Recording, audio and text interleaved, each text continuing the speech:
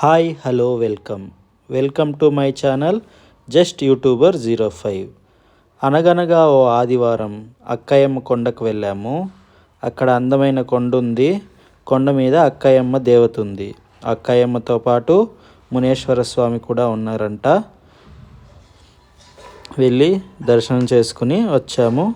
ఎత్తైన కొండ చుట్టూ కొలన్లో కలువ పువ్వులు, ఎర్రటి కలువ పువ్వులు ఈ రెండు పక్కల ఉంటాయి. కొండపైన చాలా చల్లగా ఉంటుంది. ఎండ అయితే కాస్తా ఉంది కానీ చుట్టూ చల్లగా ఉంది వాతావరణం.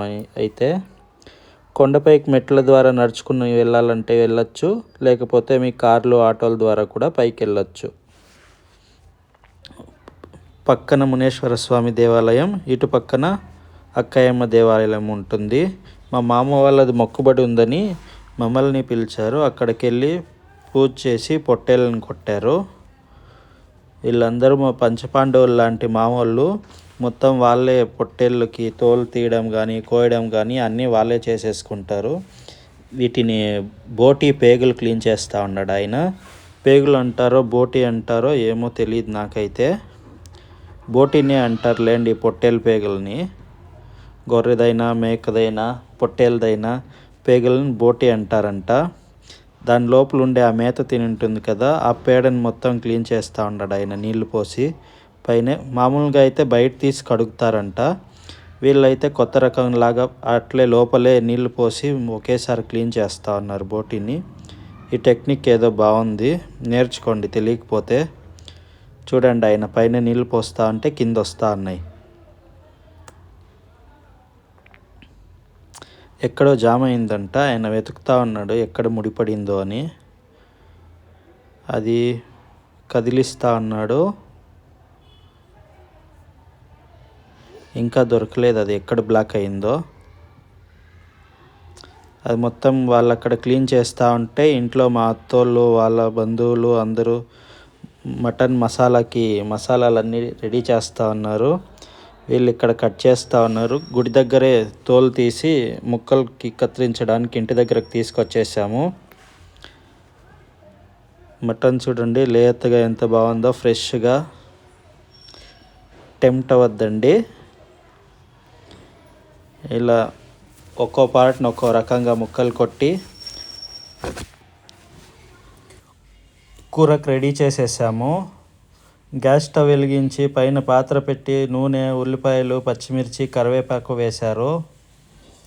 దాంతోపాటు ఉప్పు వేస్తే ఉల్లిపాయలు తొందరగా వేగుతాయని ఉప్పు కూడా కొంచెం వేసింది. తర్వాత పసుపు వేసి ఉల్లిపాయలు వాడే వరకు ఉండి తర్వాత టమోటాలు వేశారు.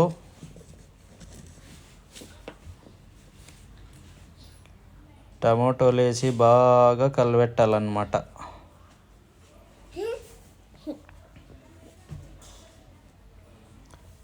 ఓ 5 నిమిషాలు టైం పడుతుంది. టమాటో, ఉల్లిపాయలు అన్నీ బాగా ఉడికిన తర్వాత అల్లం వెల్లుల్లి పేస్టు వేసి కలబెట్టాలన్నమాట.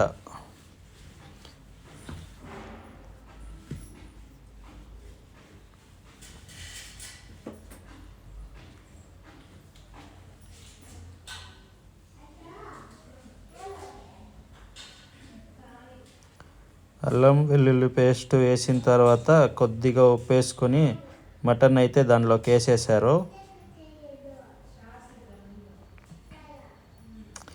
మటన్ ఎక్కువైపోయింది, పాత్ర ఏమో చిన్నదైపోయింది. బాగా బలంగా ఉంటేనే తిప్పగలరు అన్నమాట దాన్ని. బాగా మొత్తం అన్నీ కలిసేలాగా ఆ మసాలా మటన్కి పట్టేటట్టు.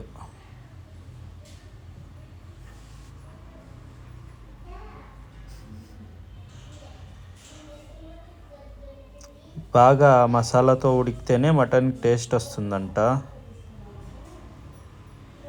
కొంచెం ఉడకనివ్వాలి అట్లే నీళ్ళు పోయకుండా ఆ మసాలాలో.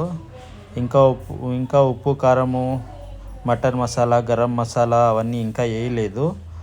కొంచెం ఉడికిన తర్వాత వేస్తే ఆ మసాలా మొత్తం ముక్కకు బాగా పట్టి టేస్ట్ వస్తుందన్నమాట.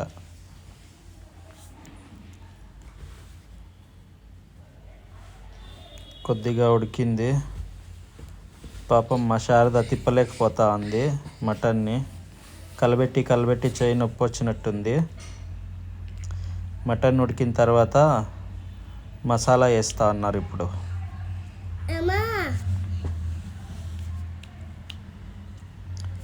మటన్ మసాలా, మిరప్పొడి, ఇంకేం వేస్తుంది,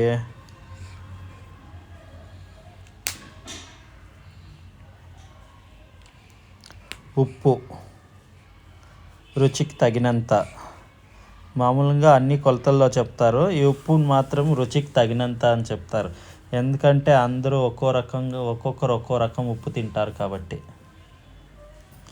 ఫైనల్గా మటన్ మసాలా వేసి బాగా ఉడికించుకుంటే కూర తయారైపోయింది. ఇంకా రుచి చూడడం తరువాయి. సూపర్గా ఉందంట. ఉడికిన తర్వాత